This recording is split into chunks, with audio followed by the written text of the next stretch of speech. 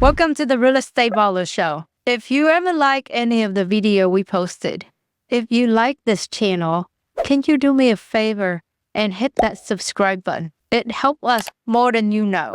And the bigger this channel gets, the more people we can help achieve financial freedom. Thank you and enjoy the episode.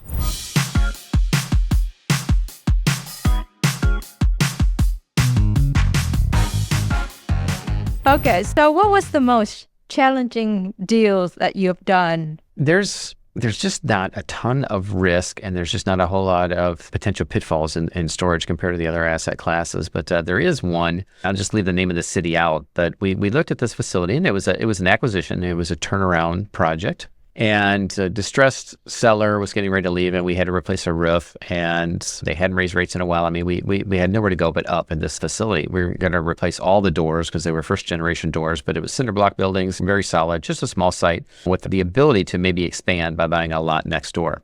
Well, we looked at the rates and where the market was going, and we saw that there was a lot of growth coming. There was a new manufacturing facility coming in down the road. There was planned residential neighborhoods coming in right nearby. All of this, it was right on this major road where all this expansion was occurring between the next town. This was on the south side of town, and it was all expanding towards the north side of the next town on this high U.S. highway, divided highway that our facility was on with a huge traffic count. So we bought it. We replaced the roof, and we replaced all the doors, cleaned it all up, do all the things that we do.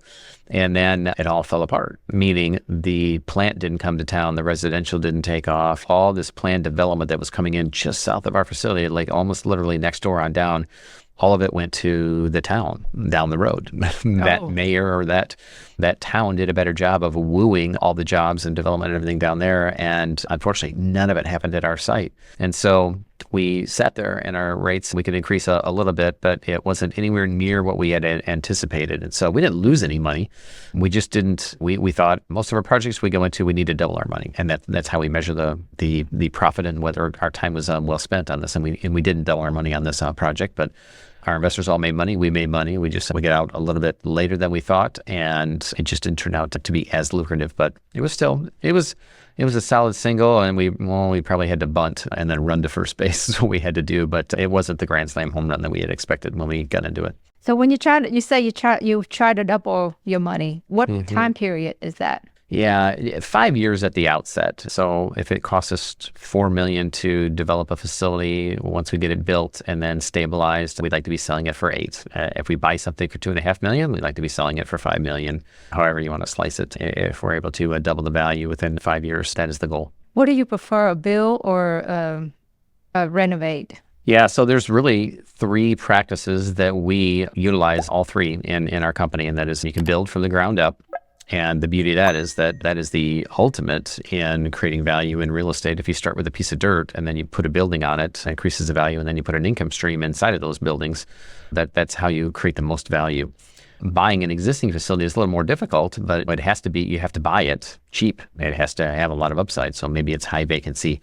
Maybe they haven't raised the rates in 10 years, as we just talked about, or they haven't added renter's insurance, or selling locks, boxes, moving supplies, and they don't have a truck rental dealership or agency out front. All those things that we do to increase the value that we can do, and we like that because there's an income stream in place already that allows us to get the loan to buy the facility, and then we can add on after that.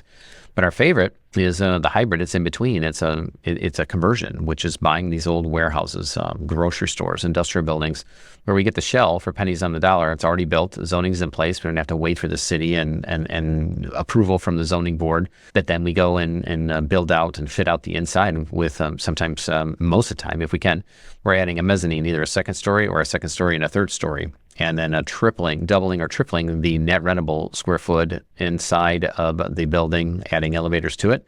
And then once we get those stabilized, that nets us usually a little bit more than a ground-up development, typically way more than an acquisition, and we can do it in a shorter time frame because we already start without having to go through the zoning and approval process, and we've already got the shell in place. So when you purchase an existing, you said a supermarket, so a typical supermarket would already have AC in place. do you then convert them to all AC air conditioner units? Yeah, all the buildings that the multi-story that we build and any conversions, they're all temperature controlled. And so depending upon where they're at in the country, then we heat them and cool them. And usually we can't use those systems. Sometimes we can use a little bit of them, but they're just because of the ductwork and the size of them, we have to push air through 3 floors and do it a little bit differently. And so we're typically going in with our own HVAC system. I would imagine that you guys are very efficient at what you do. So how do you assess and improve your operational, keep your costs low, keep your rate high? I think it's, from a construction and conversion standpoint, we have a handful of contractors, general contractors, project manager companies and subs that we work with and suppliers that we're frequent flyer.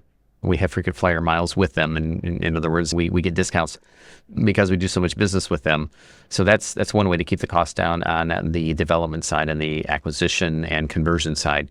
As far as operations, that is not my forte, but we've got the best people in place to monitor the rates and ahead of time set a proper budget, proper marketing strategy to be able to make sure that we capture all the eyeballs of people that are looking for storage in that market and we're marketing in the right places and not overspending our marketing budget.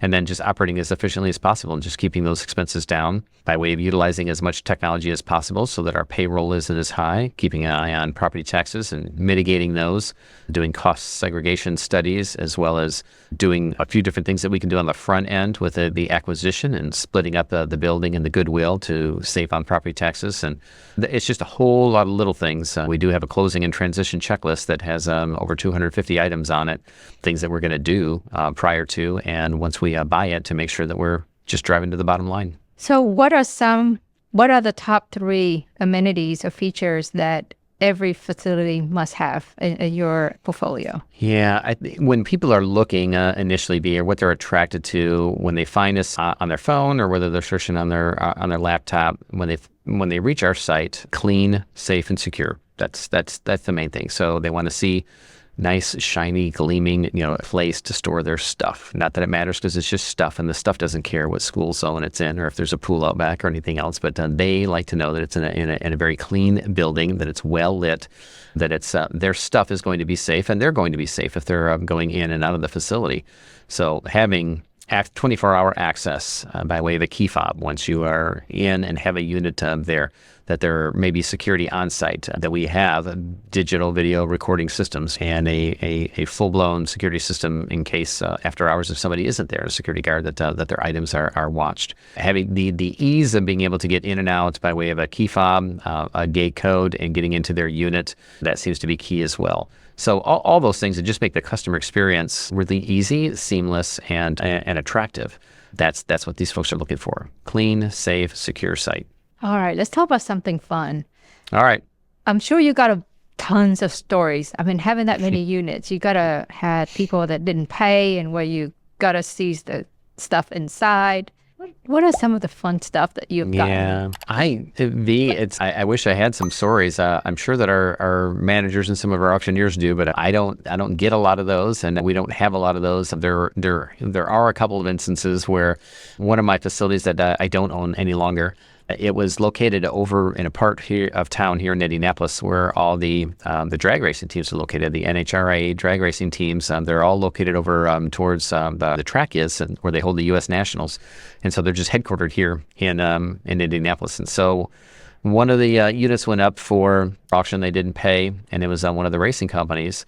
And I happened to be there that day and opened up the unit. We know who's there, but we never know what's inside of it. And we saw these racing parts, and then all of a sudden it was the owner that of the unit that showed up and paid. He had to buy it. If he'd have just paid his bill, he would have bought it. He would have saved a whole heck of a lot of money because this started getting bid up.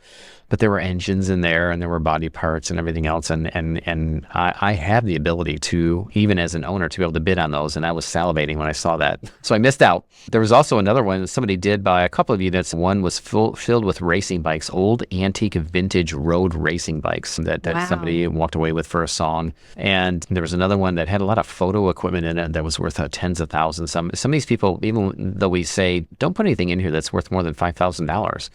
We force them to buy insurance anyways, but it's just a good practice. But there's some of these auctions where some folks have put some very, very expensive and very valuable items inside of these units that we've seen go through auction. Some tool auctions that were not tool auctions, but units that went off at auction that had a lot of tools in it. And yeah, but no, we haven't been unpleasantly surprised. No dead bodies or meth labs or anything like that showing up. So it's a pretty boring business. Bummer. The exciting ones. Well, the exciting ones are on TV, but you also have to ask, how did those guys get so lucky that all those exciting ones end up on television?